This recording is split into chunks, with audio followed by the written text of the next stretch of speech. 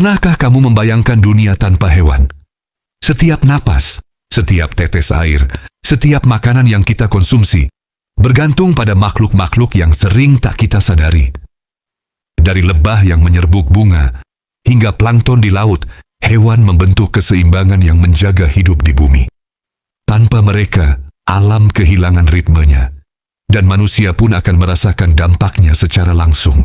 Tanpa lebah, kupu-kupu, dan kelelawar penyerbuk, sebagian besar tanaman berbunga tidak bisa berkembang. Buah, sayur, dan tanaman pangan mulai menghilang dari ladang dan kebun.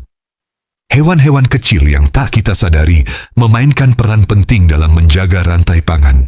Ketika mereka hilang, manusia perlahan kehilangan akses ke makanan, dan seluruh ekosistem darat mulai runtuh satu persatu. Hutan kehilangan ritmenya. Burung, serangga, dan hewan pengurai yang menjaga kesuburan tanah menghilang. Tumbuhan tumbuh tanpa arah, rantai makanan terputus, dan tanah kehilangan nutrisi.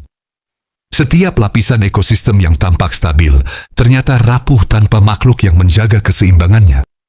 Hutan yang dulu hidup kini menjadi sunyi, tandus, dan sepi.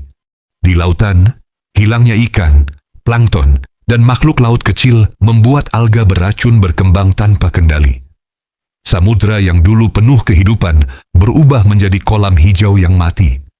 Ekosistem laut runtuh, mempengaruhi oksigen yang kita hirup, iklim, dan sumber makanan jutaan manusia.